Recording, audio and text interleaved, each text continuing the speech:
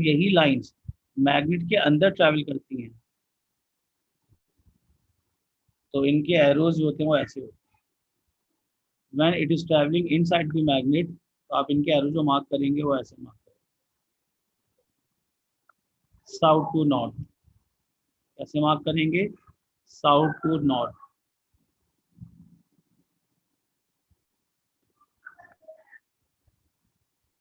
तो जब भी लाइन से मैग्नेटिक फील्ड ट्रैवल करेंगी इनसाइड द मैग्नेट, इसका नाम होता था आपके पास डाइपोल। जो मैं शो कर रहा हूँ डायग्राम के अंदर, inside the magnet it always travel from south to north, and outside the magnet it always travel from north to south. तो इनका नाम आउटसाइड द मैग्नेट रखते हैं हम lines of magnetic field, and when they are travel inside the magnet, तब इनका नाम बनेगा आपके पास डायपोल। तो dipole always travel from south to north, and ये होगी कहाँ पे आपके पास? Inside the magnet. ये मैग्नेट के इनसाइड की स्टोरी है, इनसाइड द मैग्नेट। और lines of magnetic field always travel from north to south, and it is outside the magnet.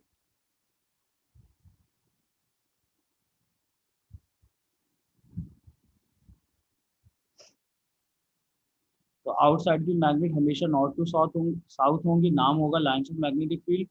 Inside the नाम इनका होगा डाइपोल, और ट्रैवलिंग होंगी साउथ टू नॉर्थ।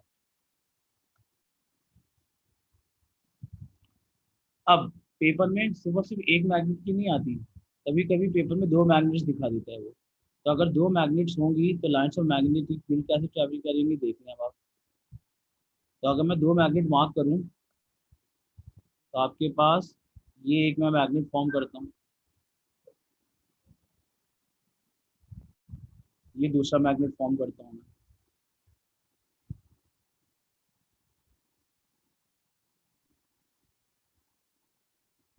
बल्कि मुझे मैग्नेट इस तरह से ध्यान चाहिए।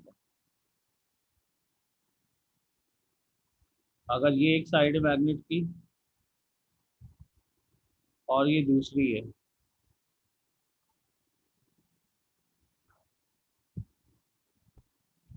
अगर मैं दो मैग्नेट शो करूं just like this is your first magnet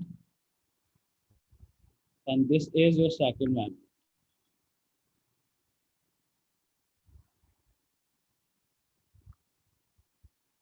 ये इसका आपके पास साउथ पोल है और ये इसका नॉर्थ पोल है। तो अगर मैं दो मैग्नेट्स के बीच के लाइन से मैग्नेटिक फील्ड मार्क करूंगा तो मुझे लाइन से मैग्नेटिक फील्ड ऐसे मार्क करनी है, north to south, north to south, and north to south.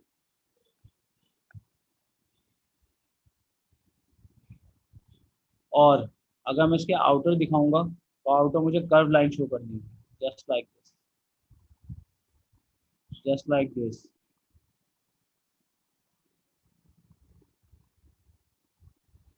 Just like this.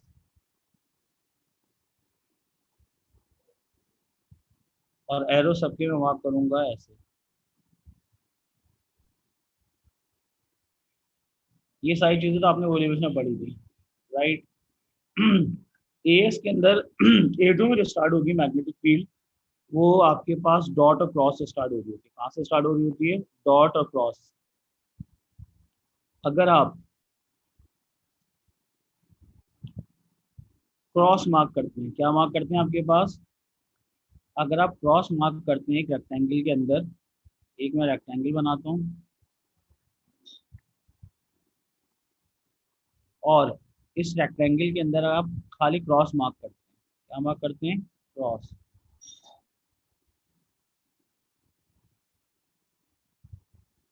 अगर आप क्रॉस मार्क करते हैं तो इसका मतलब होता है magnetic field into the page.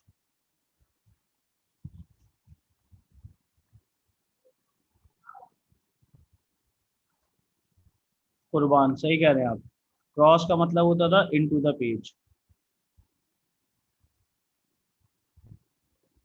Into the page, into the plane. और अगर मैं आपके पास और अगर मैं आपके पास एक रेक्टेंगल और मार्क करूं,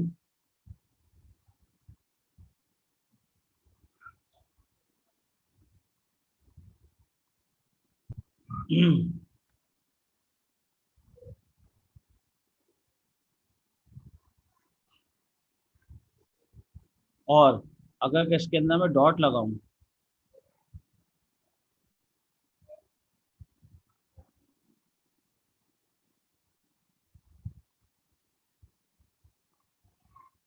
तो if you are placing more than one dot, इसका मतलब होगा magnetic field out of the page है।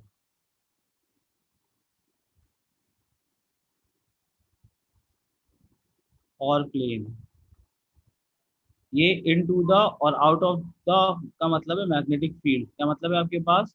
मैग्नेटिक फील्ड,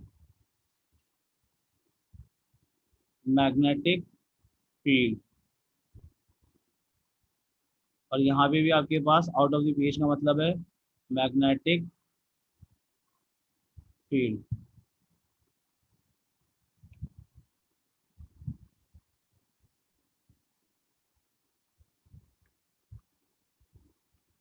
तो डॉट या क्रॉस जो होते हैं वो मैग्नेटिक फील्ड को शो कर देते हैं। किसको शो कर देते हैं? मैग्नेटिक फील्ड को शो करेंगे डॉट या क्रॉस। तो अगर एक से ज्यादा लगाओगे तो इसका मतलब होगा, क्रॉस का मतलब होगा इनटू द पेज और डॉट का मतलब होगा आउट ऑफ द पेज। ये बेसिक कॉन्सेप्ट है मैग्नेटिक फील्ड लाइंस का। करंट का फ्लो कैसे मालूम करते हैं? हम पूरी फिजिक्स में कन्वेक्शनल करंट पढ़ते हैं। क्या पढ़ते हैं आपके पास? पूरी फिजिक्स में कन्वेक्शनल करंट पढ़ते हैं। तो अगर पूरी फिजिक्स में कन्वेक्शनल करंट की बात कर रहा हूँ, तो जब मैं कन्वेक्शनल करंट की बात करूंगा,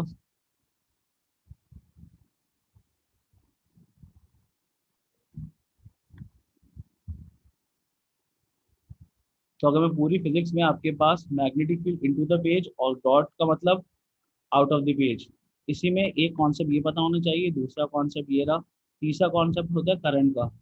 मैं करंट को मार्क करता हूँ फॉर एग्जाम्पल रेड से। नंबर 3, जिस डायरेक्शन में करंट फ्लो करेगा, जिस डायरेक्शन में करंट फ्लो करेगा उस डायरेक्शन में प्रोटॉन फ्लो करेगा।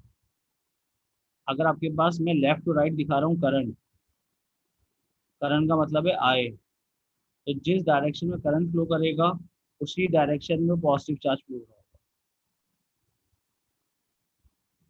तो पॉजिटिव चार्ज का मतलब क्या हो सकता है? हम कन्वेक्शन करंट की बात करते थे। पॉजिटिव चार्ज का मतलब हो सकता था प्रोटॉन, पॉजिटिव चार्ज का मतलब हो सकता था अल्फा पार्टिकल। तो जिस डायरेक्शन में प्रोटॉन फ्लो कर रहा होगा, जिस डायरेक्शन में अल्फा पार्टिकल फ्लो कर रहा होगा, करंट भी उसी डायरेक्शन में फ्लो करेगा। जिस डायरेक्शन में करंट जिस डायरेक्शन में इलेक्ट्रॉन फ्लो करेगा, अगर मैं करंट, जहाँ पे मैं इलेक्ट्रॉन दिखा रहा हूँ, दिस इज इलेक्ट्रॉन। इलेक्ट्रॉन का मतलब है नेगेटिव चार्ज। क्या मतलब है आपके पास? Negative charge. जिस डायरेक्शन में आपके पास इलेक्ट्रॉन फ्लो करेगा, इसके ऑपोजिट हमेशा आपके पास करंट फ्लो करेगा। तो आपके पास आई जो होगा, करंट, हमेशा इलेक्ट्रॉन के ऑपोजिट फ्लो करता है। तो ये चार चीज़ आपको पता होनी चाहिए। अगर आपको ये चार चीज़ें पता है तो फिर आप फ्लेमिंग का लेफ्ट हैंड रूल पढ़ सकते हैं। क्या पढ़ सकते हैं आपके पास? फ्लेमिंग का लेफ्ट हैंड रूल। तो अभी जो चीज़ें मैंने शेयर की हैं आपके साथ, वो क्या क्या चीज़ें शेयर की है? मैंने आपके पास शेयर की हैं lines of magnetic field, right, north to south जाती है, इनका नाम होता है lines of magnetic field. Magnet के अंदर मूव कर रही होंगी, इनका नाम होता है डाइपोल, राइट। मैग्नेट के बाहर मूव करेंगे, इनका नाम होगा लाइन्स ऑफ मैग्नेटिक फील्ड। उसके बाद मैंने आपको मार्क बताया कि अगर magnetic field out of the page हो या इनटू द पेज हो, तो फिर आप कैसे रिप्रेजेंट करोगे? तो आपके पास मैग्नेटिक फील्ड अगर आउट ऑफ द पेज होगी तो उसके लिए हम यूज़ करते थे डॉट। क्या यूज़ करते थे? डॉट। ये देखें, डॉट यूज़ करते थे। और अगर क्रॉस मार्क करते थे तो उसका मतलब होता था magnetic field into the page. उसके बाद मैंने आपको बताया जिस डायरेक्शन में कन्वेक्शन करंट फ्लो करेगा, जिस डायरेक्शन में कन्वेक्शन करंट फ्लो करेगा, कन्वेक्शन करंट फ्लो करने का मतलब होगा उस डायरेक्शन में पॉजिटिव चार्ज फ्लो हो रहा है। कौन फ्लो हो रहा है उस डायरेक्शन में? Positive charge. और जिस डायरेक्शन में इलेक्ट्रॉन फ्लो करेगा, कन्वेक्शन करंट इसके ऑपोजिट फ्लो करता है, राइट। अगर यहाँ तक आपको पता है तो फिर आप A2 का फर्स्ट टॉपिक पढ़ सकते हो, जिसके अंदर फ्लेमिंग लेफ्ट हैंड रूल पढ़ेंगे। और टॉपिक का नाम है force on a charge particle in magnetic field. Topic का नाम क्या है?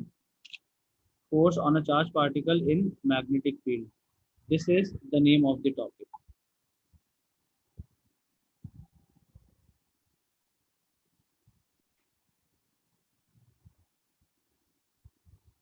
राइट, टॉपिक लिखो, force on a charge particle in magnetic field.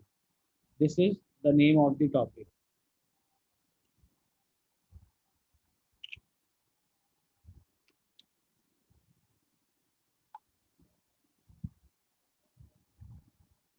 Topic का नाम लिखो, magnetic field, charge, force on a charge particle in magnetic field. This is the name of the topic. Last student Yamuna है मेरे पास class में। ठीक, force on a charge particle in magnetic field. बिल्कुल।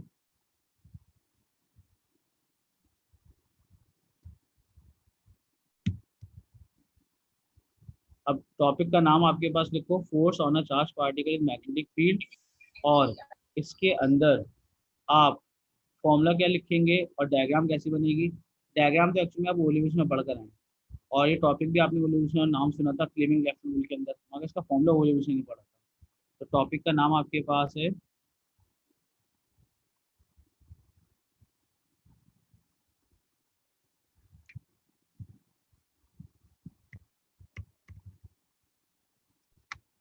Camera खोल दे, camera खोल दे, तो मैं बैठे ले रहा हूँ। वही वहाँ से आवाज आ रही है।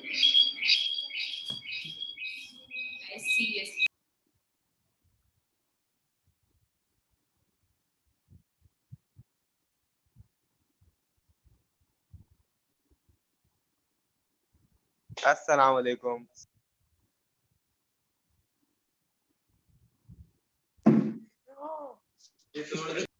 टॉपिक का नाम आपके पास है force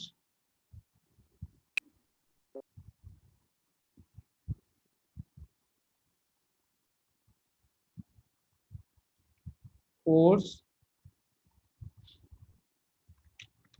on a charge particle in magnetic field.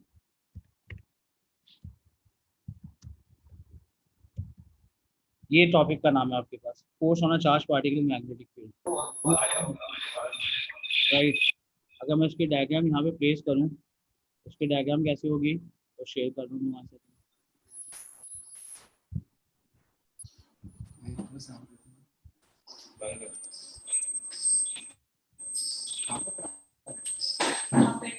Stop whatever this is. This is because of two laptops. Up close.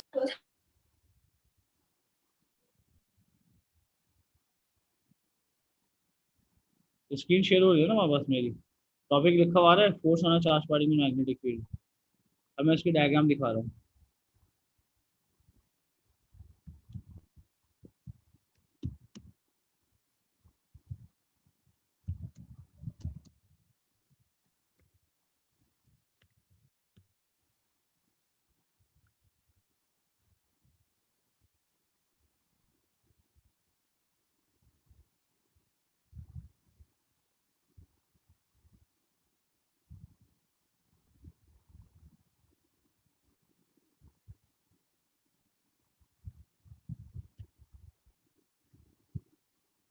Screen मेरे पास तो शो हो रही है स्क्रॉल होती हुई।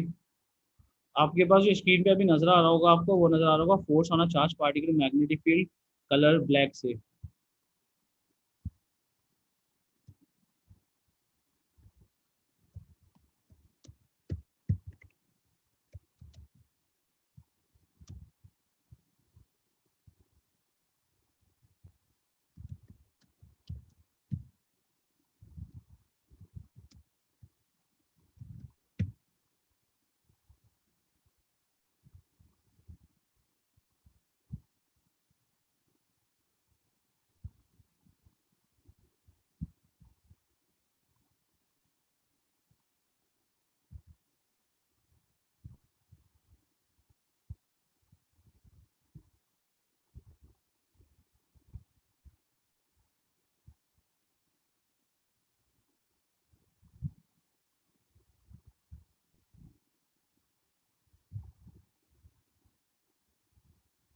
ये मैंने पिक्चर प्लेस की है नेट से, राइट।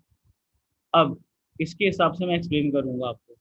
ये आपके पास डायग्राम है force on a charge particle magnetic field की। अब इसमें क्रॉस का मतलब क्या है? इसमें क्रॉस का मतलब है magnetic field into the page है, राइट। अल्फा पार्टिकल, न्यूट्रॉन और इलेक्ट्रॉन, आप तीनों पार्टिकल एंटर करा देते हैं इसमें। हम पहले बात करेंगे अल्फा के हिसाब से, किसके हिसाब से बात करेंगे हम? अल्फा के हिसाब से। अल्फा पार्टिकल किस तरफ डिफ्लेक्शन शो करेगा? बीटा पार्टिकल किस तरफ करेगा? और आपके पास जो नया पार्टिकल है न्यूट्रॉन, एक सेकेंड, इतने सारे मैसेज रुके।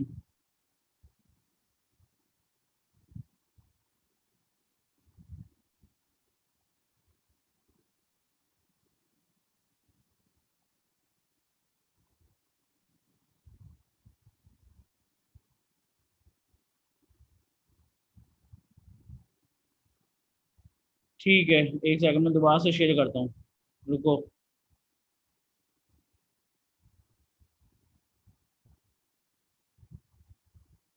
डायग्राम शो हुई है आपके पास?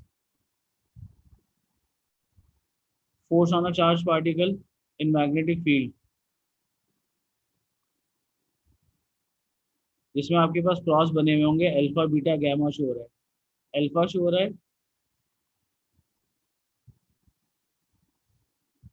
रुको एक मिनट,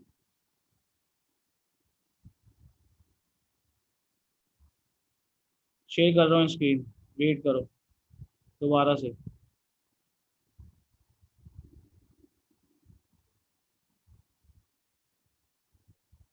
अब बताइए, कोई स्क्रीन शो?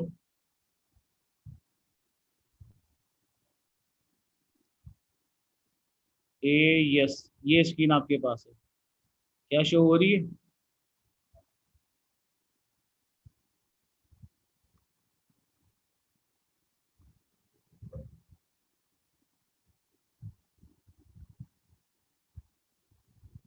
बताइए मुझे, स्क्रीन शो हुई है आपके पास?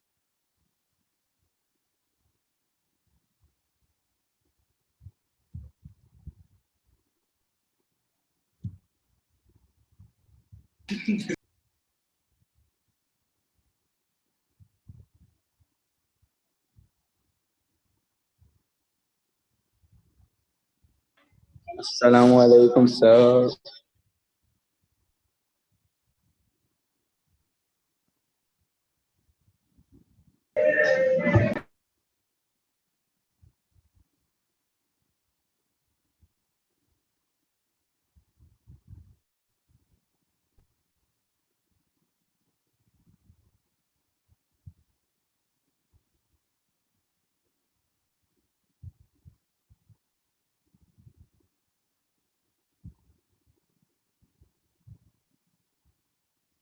स्क्रीन शो हुई है आपके पास?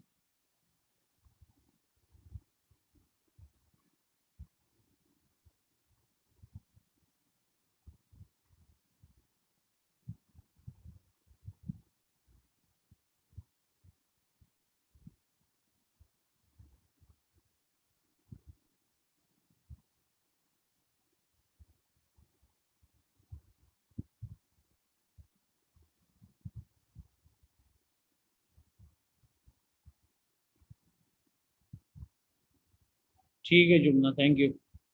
राइट, अब इस डायग्राम में देखना आपके पास, इस डायग्राम के अंदर एक अल्फा पार्टिकल है, एक न्यूट्रॉन है और एक इलेक्ट्रॉन है। इन तीनों पार्टिकल आपने मैग्नेटिक फील्ड में शो कराए। अब आपके पास इस मैग्नेटिक फील्ड के अंदर जब कोई भी चार्ज पार्टिकल एंटर होगा तो डिफ्लेक्शन शो करता था, ये आपने पढ़ा था ओ लेवल्स के अंदर। और उसके लिए जो आपने रूल पढ़ा था, उस रूल का नाम था फ्लेमिंग्स लेफ्ट हैंड रूल। क्या रूल था आपके पास? Fleming's left hand rule. तो इस डायग्राम को देखते हुए मैं जो इसकी वर्डिंग करूंगा, वो मैं वर्डिंग क्या कर सकता हूँ, तो मैं वर्डिंग कर रहा हूँ यहाँ पे। डायग्राम आप इनमें से कोई से भी चार्ज पार्टिकल ले सकते थे, अल्फा ले सकते थे, बीटा ले सकते थे, राइट। न्यूट्रॉन लेने की जरूरत नहीं है, क्योंकि न्यूट्रॉन पे नो चार्ज, इसलिए वो डिफ्लेक्शन शो ही नहीं करेगा। तो न्यूट्रॉन जो है वो सीधा पास हो रहा था। अब मैं इसकी वर्डिंग क्या करूंगा? Consider a charge particle, consider a charge particle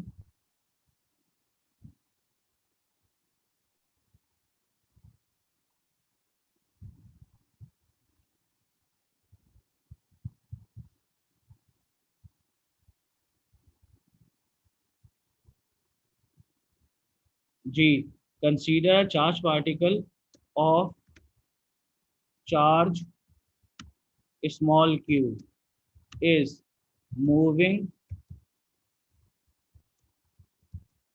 with the speed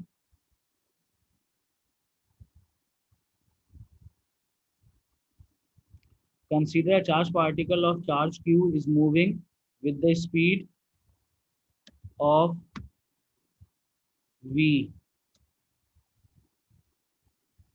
Enter in a magnetic field of strength capital B. ये एक आपके लिए नया वर्ड है। अभी तक आपने ओ लेवल्स के अंदर मैग्नेटिक फील्ड स्ट्रेंथ का नाम सुना था, मैग्नेटिक फील्ड स्ट्रेंथ कहा था, इंटेंसिटी ऑफ मैग्नेटिक फील्ड कहा था, मगर उसके लिए कोई सिंबल इस्तेमाल नहीं की थी। उसके लिए जो सिंबल इस्तेमाल होती है A2 के अंदर वो है capital B. Consider charge particle of charge q is moving with the speed v enter in the magnetic field of strength capital B. Capital B is the capital B is the symbol of magnetic field strength. Magnetic field strength की जो unit होती है वो कहलाती है Tesla, और इसको जिस लेटर से शो करते हैं वो लेटर है बी। बी का मतलब होता है आपके पास मैग्नेटिक फील्ड स्ट्रेंथ की रिप्रेजेंटेशन, इसकी यूनिट होती है टेस्ला, और टेस्ला को शो करते थे कैपिटल टी से। वो मैं लिखवाऊंगा अभी। अभी मैं आपके पास सिर्फ बी लिखवा रहा हूँ। बी का मतलब होता है मैग्नेटिक फील्ड स्ट्रेंथ। जैसे फोर्स, फोर्स के लिए एफ यूज करते थे, करंट के लिए आई यूज करते थे, वोल्टेज के लिए वी यूज करते थे। इसी तरह मैग्नेटिक फील्ड की स्ट्रेंथ को शो करने के लिए आप जो लेटर शो करोगे उसका लेटर है कैपिटल बी। तो consider a charge particle q is moving with the speed v enter in a magnetic field of strength capital B, enter in the magnetic field strength of capital B. So this charge particle, this charge particle experience of forces, experiences a force whose direction is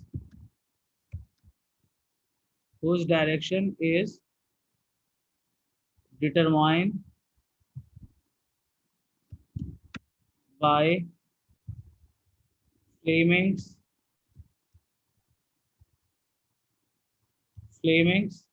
left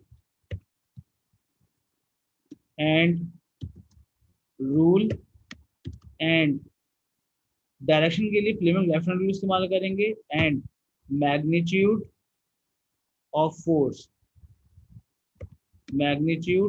force can be written by following formula.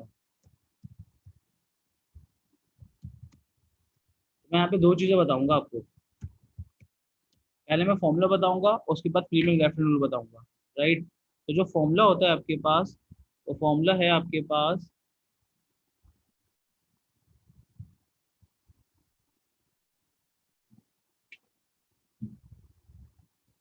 जो formula बनेगा आपके पास, वो formula मैं ये लिख रहा हूँ,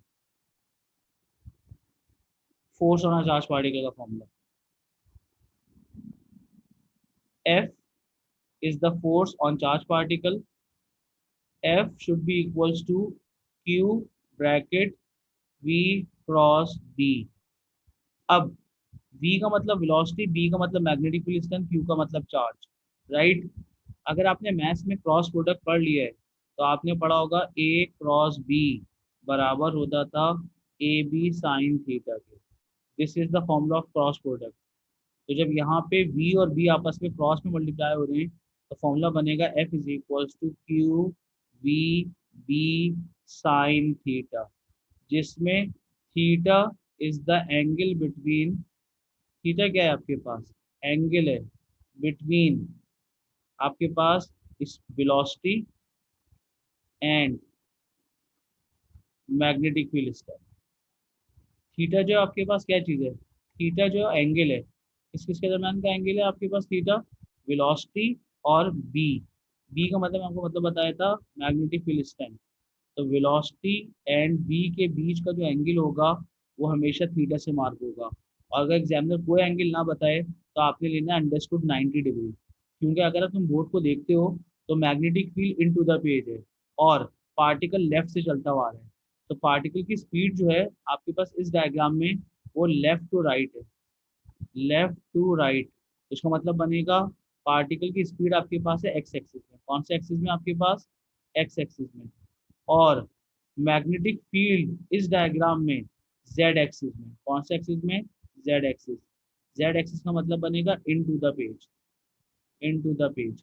क्या ये बात समझ में आई? इसका मतलब होगा एक एक्सिस आपके पास एक्स है और एक एक्सिस जी है। तो जी एक्चुअली मैं ऐसे मार्क करूंगा, वरना जो 3D डायग्राम है तो एंगल जो बन रहा होगा 90 डिग्री का बन रहा होगा। कितना बनेगा? क्योंकि आपने पढ़ा था एक्स वाई जी तीनों एक दूसरे से 90 डिग्री का एंगल बनाते हैं। कितना एंगल बनाते हैं? 90 डिग्री का। कुर्बान, क्रॉस प्रोडक्ट का मतलब क्या होता था? अगर मैं दो वेक्टर्स को मल्टीप्लाई करूं, मैं तुम्हें एस का याद दिलाता हूँ।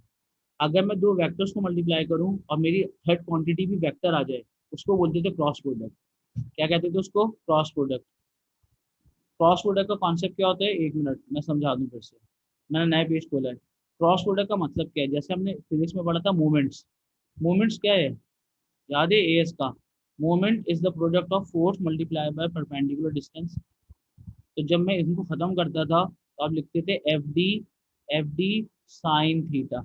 याद आया? तो क्रॉस प्रोडक्ट की डेफिनेशन क्या होती है वो सुन लो। अगर तुम दो वेक्टर्स को मल्टीप्लाई करते हो, फोर्स भी वेक्टर है, डिस्टेंस भी वेक्टर है, अगर तुम दो वेक्टर्स को मल्टीप्लाई करते हो और उसका आने वाला आंसर जो है वो भी वेक्टर होगा, उसको बोलते थे क्रॉस प्रोडक्ट। क्या कहते थे उसको हम? Cross product. तो क्रॉस प्रोडक्ट की डेफिनेशन क्या होती है? लिख लो चाहो तो।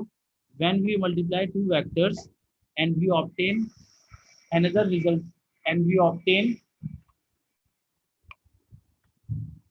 when we multiply two vectors quantities and answer is also vector, so this type of product is called cross product, such as moments।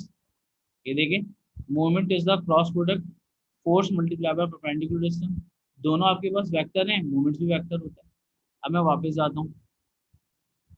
तो याद रखें आपके पास ये क्रॉस प्रोडक्ट की डेफिनेशन है। मैथ्स के अंदर तुमने फॉर्मूला तो पढ़ा होगा ना, ए क्रॉस बी बराबर है ए बी साइन थीटा। अगर नहीं पढ़ा तो मैंने बता दिए। When two vectors are multiplied, an answer is also vector quantity that is called cross product। अब यहाँ पे फोर्स जो क्या है? एक वेक्टर क्वांटिटी है और वेलोसिटी भी वेक्टर है, बी भी वेक्टर है। तो आपने इन दोनों को मल्टीप्लाई किया और इससे जो आंसर आया वो भी एक वेक्टर था, तो इसलिए मैं इसको बोलता हूँ क्रॉस प्रोडक्ट। और क्रॉस प्रोडक्ट में हमेशा साइन लगता है। क्या लगता है? साइन। क्योंकि अगर तुम ये डायग्राम देखते हो तो इस डायग्राम के अंदर magnetic field into the page है, इसका मतलब है जेड एक्सिस के ऊपर है और पार्टिकल मूव कर रहा है लेफ्ट टू राइट, तो एक्स एक्सिस के ऊपर। तो एक्स और जेड आपस में एंगल कितना बनाएंगे? 90 डिग्री का। राइट? अगर एग्जामिनर कोई एंगल नहीं देगा तो you will take angle is 90 degree. आपने एंगल क्या लेना होगा? 90 डिग्री का। अब इसकी डिफ्लेक्शन मुझे पता कैसे चली कि अल्फा पार्टिकल ऊपर जाएगा? इसके लिए मैं तुम्हें फ्लेमिंग लेफ्ट हैंड रूल की डायग्राम दिखाता हूँ।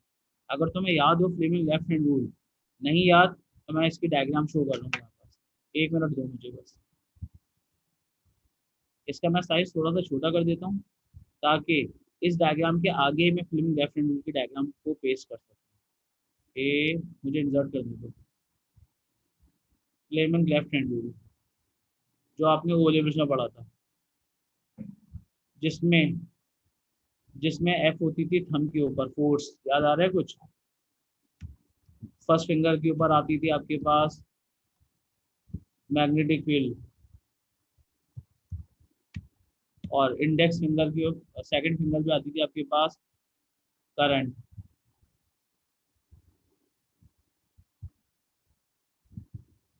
ए जस्ट लाइक दिस। उल्टा हाथ इस्तेमाल करेंगे आप हमेशा। कौन सा हाथ इस्तेमाल करेंगे? Left hand side. दिखा रहा हूँ मैं, एक मिनट डायग्राम।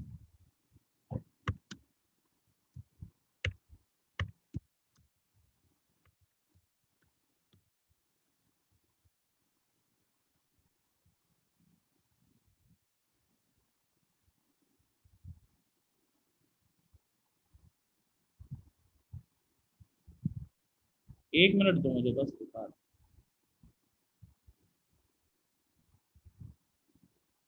ये देखिए दो डायग्राम मैंने पेश किए। अब मैं दोनों डायग्राम को एक्सप्लेन करता हूँ। सेम डायग्राम है दोनों। ये देखिए फ्लेमिंग का लेफ्ट हैंड रूल ये रहा। इसमें आपके पास फोर्स कैलकुलेट कर सकते थे किसी भी चार्ज पार्टिकल पे जो मैग्नेटिक फील्ड में एंटर हो रहा है।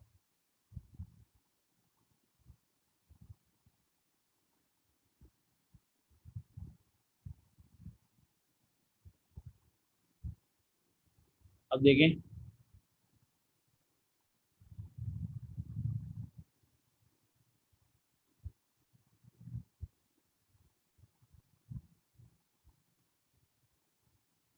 स्क्रीन शेयर हो गई आपके पास।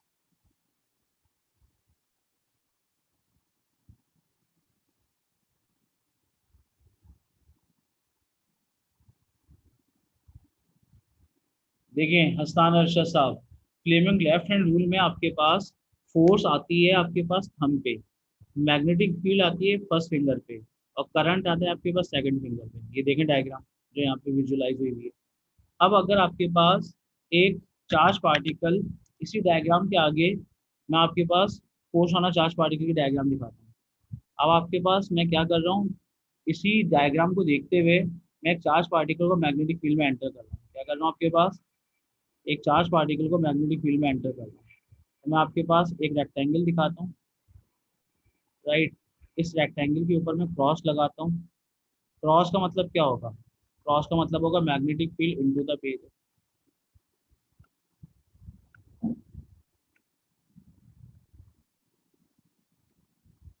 ये देखिए ये मैं क्रॉस डाल रहा हूँ।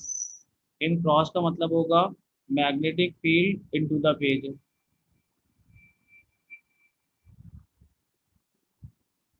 अब मैं यहाँ से एक अल्फा लेके जा रहा था। अल्फा पे कौन सा चार्ज होता है, पॉजिटिव। इसका मतलब होगा जब अल्फा पार्टिकल इसमें एंटर होगा तो इस डायग्राम को देखते हुए फिंगर्स को अप्लाई करो, magnetic field into the page है। करंट आपके पास अल्फा है, जिस डायरेक्शन में करंट अल्फा फ्लो करेगा उसी डायरेक्शन में करंट फ्लो करता था। ये बात आपने पढ़ी थी। ये देखें, जिस डायरेक्शन में आपके पास अल्फा जाएगा उस,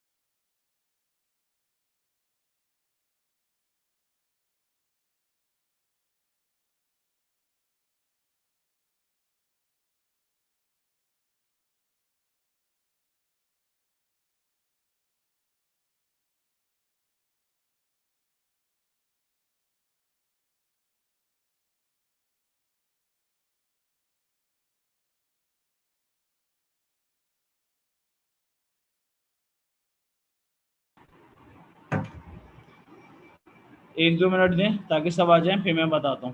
तो ये जो मैंने ब्लू से मार्क किया करंट है, और करंट आएगा तुम्हारी सेकंड फिंगर के ऊपर।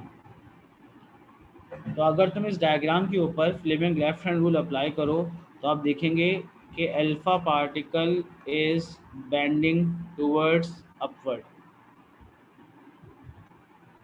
अल्फा पार्टिकल ऊपर की तरफ बेंड हो रहा होगा, चेक करके देख लो। Magnetic field into the page है। करंट आपके पास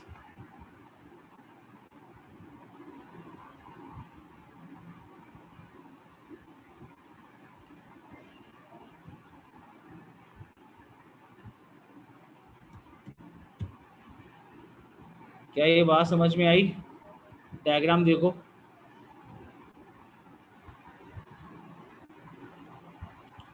अगर मैं अल्फा को इस डायग्राम में यहाँ के बजाय यहाँ से एंटर कराता तो बताओ डिफ्लेक्शन किधर होती। अगर अल्फा यहाँ से एंटर हो रहा होता तो फिर डिफ्लेक्शन कहाँ होती। अगर मैं इस साइड को बोलता हूँ ए, इस साइड को बोलता हूँ बी, इस साइड को बोलता हूँ सी, इस साइड को बोलता हूँ डी, ये जो चार साइड्स बता रहा हूँ, अगर अल्फा बी से एंटर होगा तो बताएं किस साइड पे जाएगा।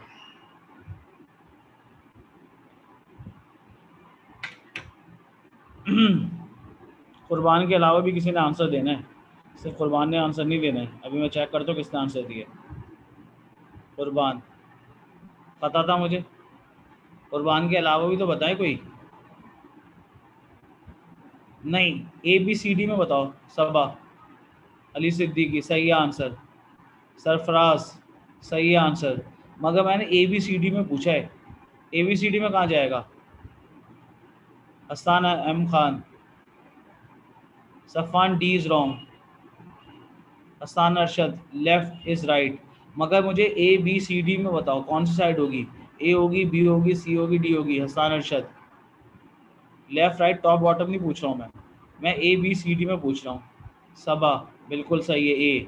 तो अगर अल्फ़ा आपके पास B से एंटर होगा तो A की तरफ निकलेगा according to Fleming left hand rule. और अगर अल्फ़ा आपके पास C से एंटर होता तो फिर कहाँ निकलता। अगर मैं इसको C से एंटर कराता, कहाँ से एंटर कराता, C से। तो अगर मैं इसको C से एंटर कराऊँ अल्फ़ा को, तो अगर अल्फ़ा पार्टिकल C से एंटर होता, दिस इज़ अल्फ़ा, तो फिर ये कहाँ मूव कर रहा होता।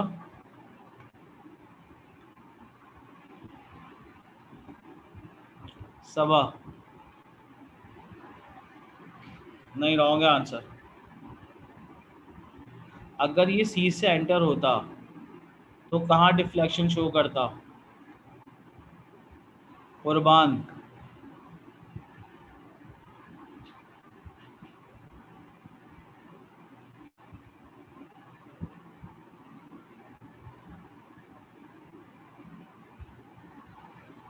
कुर्बान तुम्हारा आंसर गलत है। जुमना, वेरी गुड, जुमना का आंसर सही है। जुमना ने आंसर दिया है B and the right answer is B।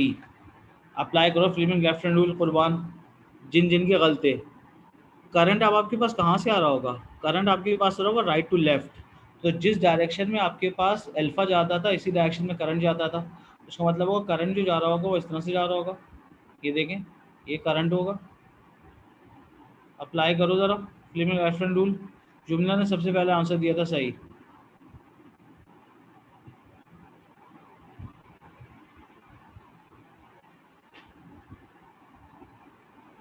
तो याद रखिए आंसर इसका बनेगा आपके पास B। तो अगर आपके पास अल्फा पार्टिकल C से एंटर होगा तो B की तरफ डिफ्लेक्शन शो कर रहा होगा। बिल्कुल सही है। तो इसका मतलब तुम्हें रूल तो समझ में आ गया। अब मैं फॉर्मूले पे जाता हूँ। फॉर्मूला मैंने क्या लिखा था, ये रूल आपने ओ लेवल में पढ़ा था, राइट। अब मैं आता हूँ आपके पास फॉर्मूले पे, क्योंकि A2 के अंदर पेपर 2 के अंदर आपके पास डायग्राम आएगी तो एग्जाम ने इस तरह पूछेगा कि ABCD। हाँ, अली सिद्दीकी, सही है तुम्हारा आंसर भी। तो अगर मैं आपके पास डाउनवर्ड मूव करूं तो अब मुझे इसके फॉर्मूला करवाना है। फॉर्मूले के हिसाब से क्वेश्चन ज़्यादा आते हैं। डिफ्लेक्शन तो आपने ओरिजिन में पढ़ ली थी। तो टॉपिक का नाम था force on a charge particle. और इस चार्ज पार्टिकल में जो फोर्स निकालने का मैंने फॉर्मूला आपको बताया है। मैंने फॉर्मूला क्या बताया है, force F should be equals to Q bracket V cross B। और मैंने कहा था अगर क्रॉस ख़त्म होता है तो फिर आपके पास आ जाएगा QVB साइन थीटा। ये दोनों फॉर्मूले इस्तेमाल करेंगे। नीचे वाला फॉर्मूला इस्तेमाल जब करेंगे आप नीचे वाला फॉर्मूला जब इस्तेमाल करेंगे जब आपको एंगल गिवन होगा। क्या गिवन होगा, एंगल। तो मैं नीचे वाला फॉर्मूला कब इस्तेमाल करूँगा, रुक जा। ये दो फॉर्मूले हैं। पहला फॉर्मूला मैंने ये लिखा और दूसरा फॉर्मूला आपके पास थोड़ा गैप दे के लिखता हूँ मैं। ये फॉर्मूला कब इस्तेमाल करेंगे, जब आपके पास, रुकें, पहले मैं वन बाय वन एक्सप्लेन करता हूँ फॉर्मूले को। पहला फॉर्मूला कब आपके पास अप्लाई हो रहा होगा और दूसरा फॉर्मूला कब इस्तेमाल हो रहा होगा। 1 मिनट दें मुझे, मैं इसको इरेज कर दूँ, इरेज हो नहीं रहा है।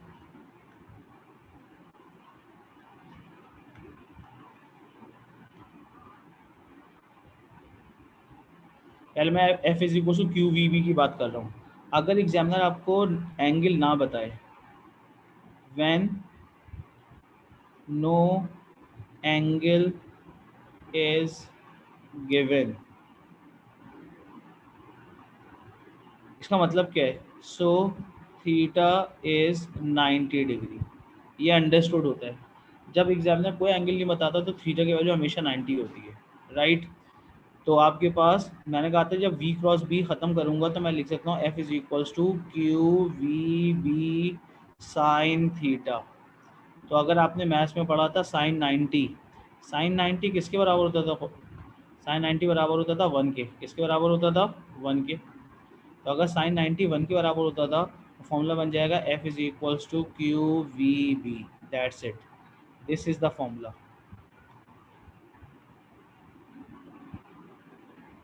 ये आपके पास फॉर्मूला आ गया विदाउट एंगल।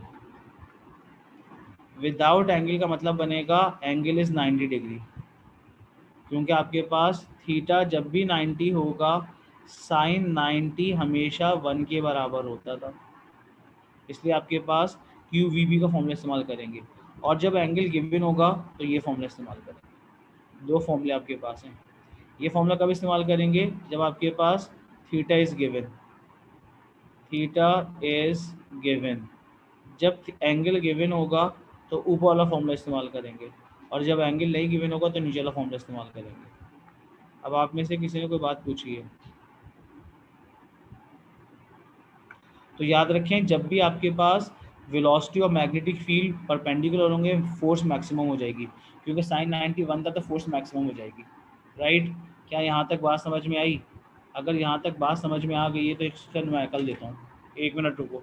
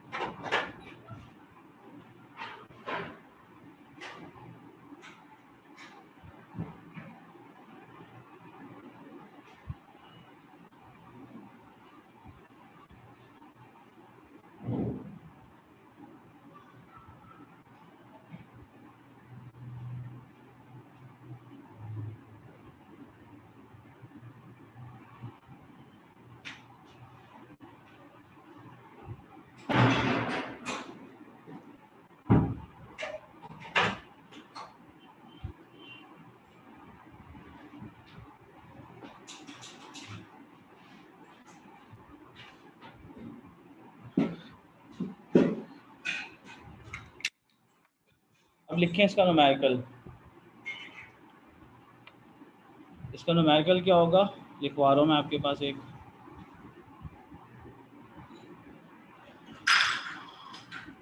तो q we B sine theta और क्यू वी बी दो फॉर्मूले इस्तेमाल करेंगे, एक फॉर्मूला एंगल के साथ, एक फॉर्मूला विदाउट एंगल। तो अगर मैं इसका न्यूमेरिकल तुमको लिखवाता हूँ तो इसका न्यूमेरिकल क्या है लिखें।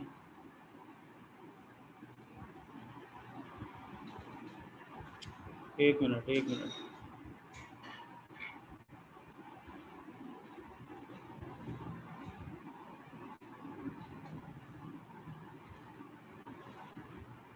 अब इसका न्यूमेरिकल क्या है देखें, लिखवा रहा हूँ मैं।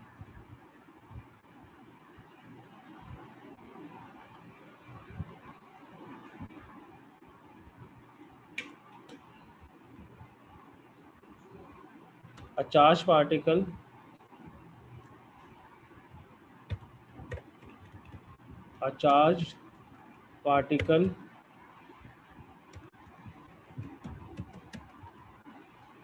of magnitude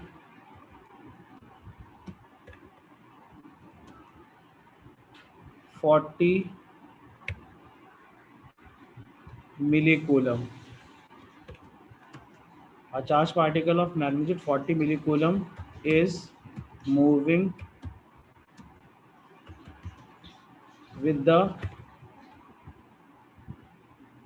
speed of 216 kilometers per hour enter in magnetic field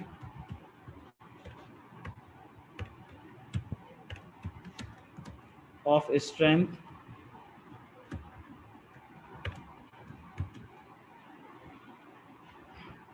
20 milli tesla. अभी मैंने आपके पास पूरा लिख रहा हूँ मैं। टेस्ला जो होता है वो मार्क करते हैं कैपिटल टी से। किससे मार्क करते हैं? टेस्ला। टेस्ला है वो यूनिट है। क्या आपके पास यूनिट है? किसकी यूनिट है? 20 मिली टेस्ला कह रहा हूँ मैं। 20 मिली टेस्ला। मैं पूरा लिख देता हूँ, रुको, ताकि तुम लोग बाद में कंफ्यूज हो। 20 मिली टेस्ला, और मिली टेस्ला को शो करेंगे आप एम, स्मॉल एम और कैपिटल टी से।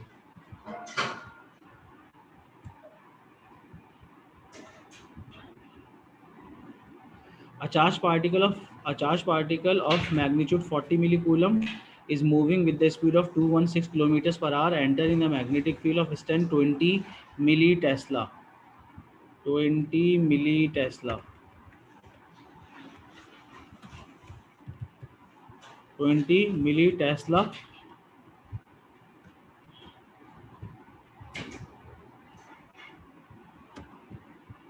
Calculate.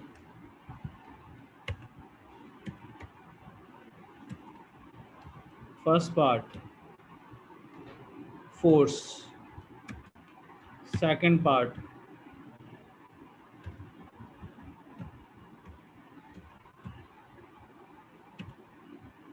फर्स्ट पार्ट में फोर्स था, सेकंड पार्ट में आपके पास force when theta angle is 60 degree,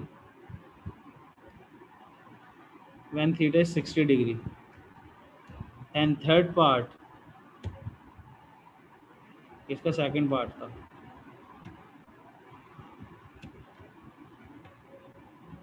third part में एग्जाम में बोलते हैं ग्राफ बना के बताइए। किसका ग्राफ बना के बताएं? थर्ड पार्ट बोलता है आपके पास, एग्जाम ने ग्राफ दिया आपको। थर्ड पार्ट में बोलता है complete the following graph.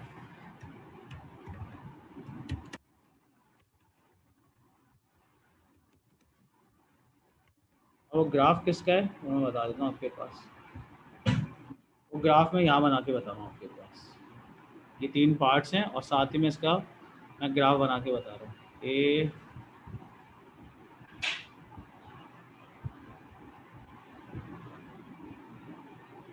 Third part में इसका ग्राफ बनाना है, और ग्राफ आपके पास कुछ ऐसा है। ये थर्ड पार्ट का एग्जामिनर ने ग्राफ दिया है। इसमें यहाँ पे उसने मार्क की है थीटा, यहाँ पे मार्क किया है 30 डिग्री, यहाँ मार्क किया है 60 डिग्री, यहाँ मार्क किया है 90 डिग्री। ये थीटा है डिग्री में, और यहाँ पे फोर्स है न्यूटन में। तो एग्जामिनर बोल रहा है आपके पास फोर्स वर्सेस थीटा का ग्राफ बना के बताइए। ये सवाल है, कैसे करेंगे? 5 मिनट दे रहा हूँ, कीजिए ज़रा।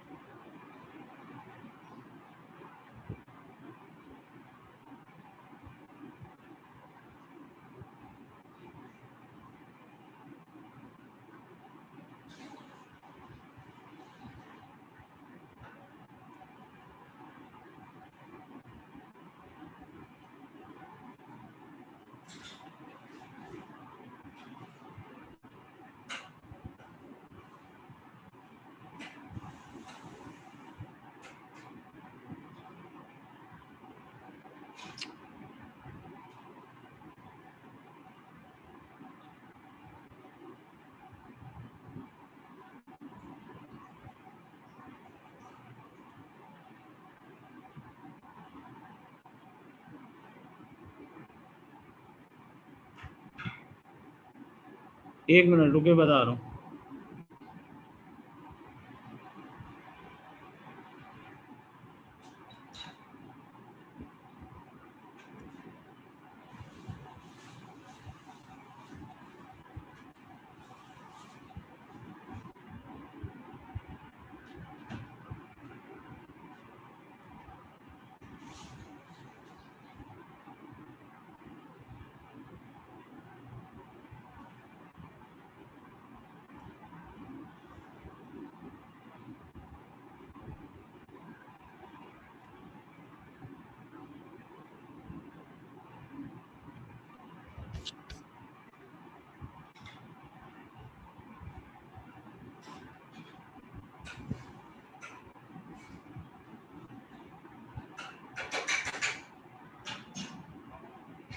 मैं अटेंडेंस ले लूँ तुम लोग की? एक मिनट, जो स्क्रीनशॉट लिया था उससे मैं अटेंडेंस मार्क कर रहा हूँ।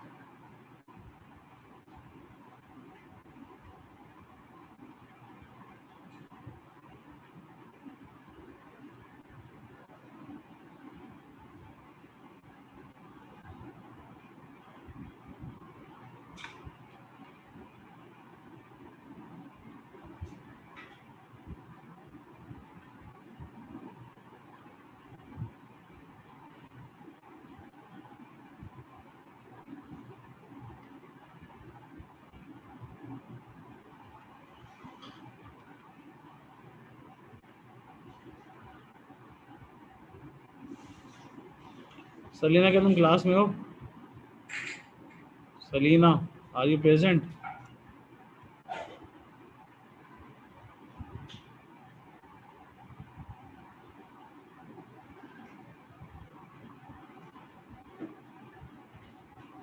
यस, ठीक है।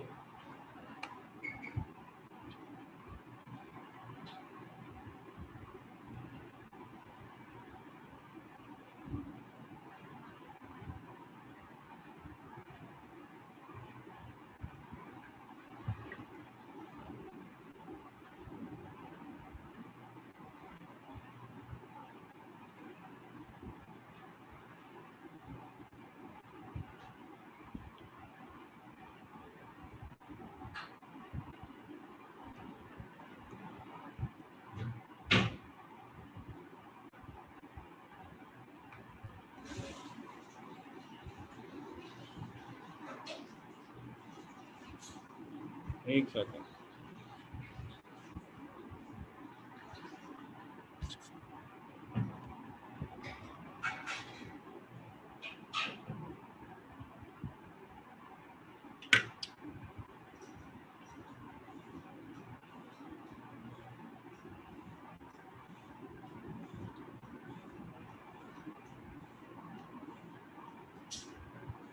रिदा, Rida is absent. Ali Siddiqui present. Sarfaraz present. Hamdan Nadeem present.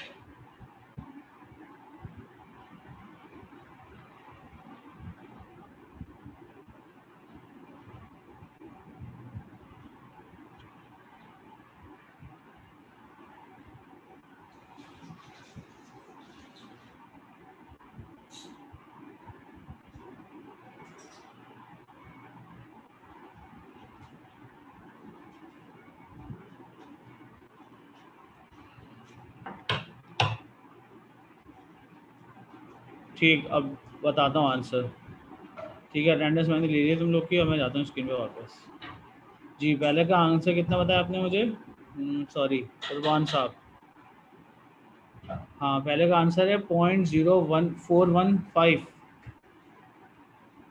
Speed कितनी दी थी कुर्बान?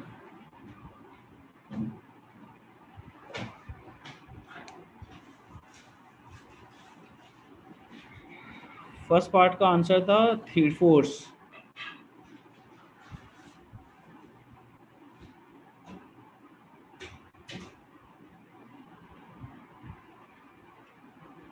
देखें आपके पास, मैं वर्किंग का करता हूँ कैलकुलेट, आपने करना होगा, व्हाट्सएप पे मुझे रिप्लाई कर देना। पहला पार्ट था फोर्स। फोर्स निकालने का फॉर्मूला था QVB। मैं पहला पार्ट सॉल्व कर रहा हूँ। आपके पास पहले पार्ट के लिए स्पीड कितनी गिवन थी आपको? चार्ज था 40 मिली कूलम। तो मैं लिखूँगा 40, एक सेकेंड, स्क्रीन मेरी बंद होकर खुलेगी अभी शायद, 1 मिनट दें मुझे। हाँ सही है, स्क्रीन में खोल रहा हूँ, रुको रुको।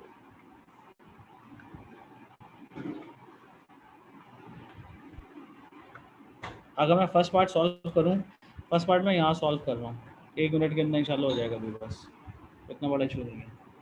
अगर मैं फर्स्ट पार्ट की बात करता हूँ तो फर्स्ट पार्ट में यहाँ सॉल्व कर रहा हूँ।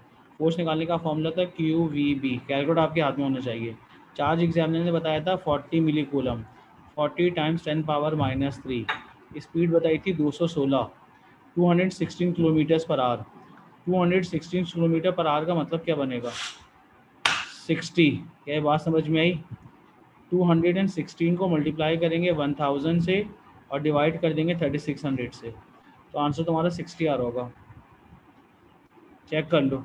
उसके बाद इस मैग्नेटिक फील्ड स्ट्रेंथ थी 20 मिली टेस्ला, तो इसका मतलब होगा 20 × 10⁻³ इस पूरे को सॉल्व करना है आपने।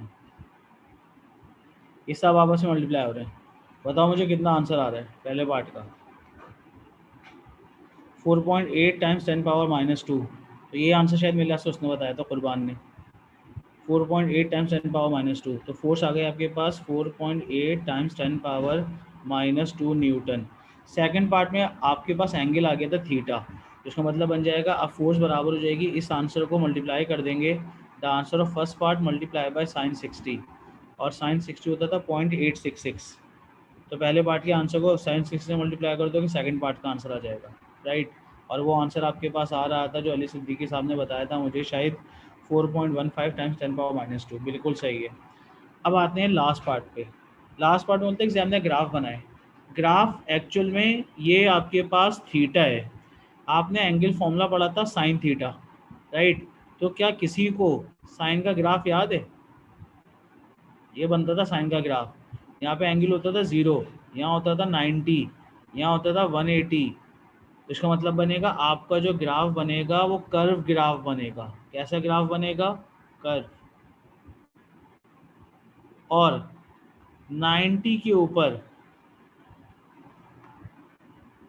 90 पे आपके पास जो फोर्स मार्क होगी वो मैक्सिमम फोर्स मार्क होगी, और यहाँ पे लिख देंगे F के साथ मैक्स। कर्व ग्राफ क्यों बन रहा है? क्योंकि साइन होता है ना फॉर्मूले में, तो साइन का ग्राफ तो ऐसे ही बनता था, ये आगे आगे प्रोलॉन्ग हो जाएगा। क्या ये बात समझ में आ रही है? 180 और फिर नेगेटिव में जा रहा होगा, फिर ये ग्राफ किस में जा रहा होगा? नेगेटिव के अंदर। अगर मैं आपके पास इस पूरे का ग्राफ बनाता हूँ, ये देखें, तो फिर आप देखें आपके पास कैसे बनेगा। एक सेकंड में मैसेज पढ़ लूँ सर, बस एंड कर दें। तो याद रखें आपके पास ये पूरा का पूरा ग्राफ जो बनेगा साइन का बनेगा यहाँ तक 180 तक, तो 90 तक यहाँ बनेगा। और ये 3 मार्क का था पार्ट खाली ग्राफ का, इसमें तीसरा मार्क किस पे मिलेगा? साइन 90 पे तो मैक्सिमम वैल्यू होगी, और साइन 30 के ऊपर वैल्यू होगी फोर्स के हाफ। ये बात लिखने का तीसरा मार्क था। यहाँ पे लिखना होगा आपने F इज F/2। क्या लिखना होगा आपने? फोर्स की हाफ वैल्यू होगी 30 पे, क्योंकि आपने पढ़ा था साइन 30, साइन 30 बराबर होता था हाफ के। एक मार्क है कर्व बनाने का, दूसरा मार्क है 90 के ऊपर फोर्स मैक्सिमम मार्क करने का, और तीसरा मार्क है 30 पे फोर्स F/2 लिखने का। तो अगर यहाँ F लिखेंगे यहाँ पे F/2 लिखेंगे। यहाँ तक बात समझ में आ गई? अगर यहाँ तक बात समझ में आ गई तो क्लास यहीं तक रखते हैं बस, राइट। चलें, ओके, खुदा हाफिज़। हमदान ने कहा था कि क्लास बस यहीं तक रखें, इसलिए यहीं तक रखते हैं। ये सवाल समझ में आया? ग्राफ कर्व बनेगा क्योंकि साइन फंक्शन में मौजूद है, फॉर्मूले के अंदर फोर्स के अंदर QV साइन थीटा आता है, और साइन का ग्राफ आपने पढ़ा था मैथ्स के अंदर भी, फिजिक्स में भी, पूरी साइन वेव बनती थी 360 डिग्री के ऊपर। तो ये उसने 90 तक पूछा था, तो आपके पास फर्स्ट क्वाड्रेंट के अंदर बनेगा और 0 से स्टार्ट होकर मैक्सिमम तक जा रहा होगा डिक्रीजिंग ग्रेडियंट।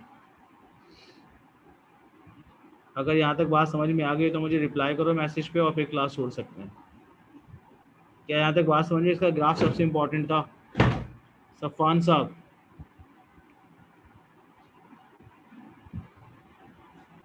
बिल्कुल सही कह रहे हैं कुर्बान साहब आप। ग्राफ के अंदर तो सिर्फ एंगल लिखा हुआ है, मगर फोर्स का फॉर्मूला क्या बताया था? Q we B sine theta, q we B sine theta था ना, इसका मतलब होगा साइन के हिसाब से ग्राफ बनाना होगा, क्योंकि फोर्स हमेशा एंगल के साथ जब भी निकलेगी साइन के एंगल के साथ निकलेगी। किसके साथ निकलेगी? साइन के साथ।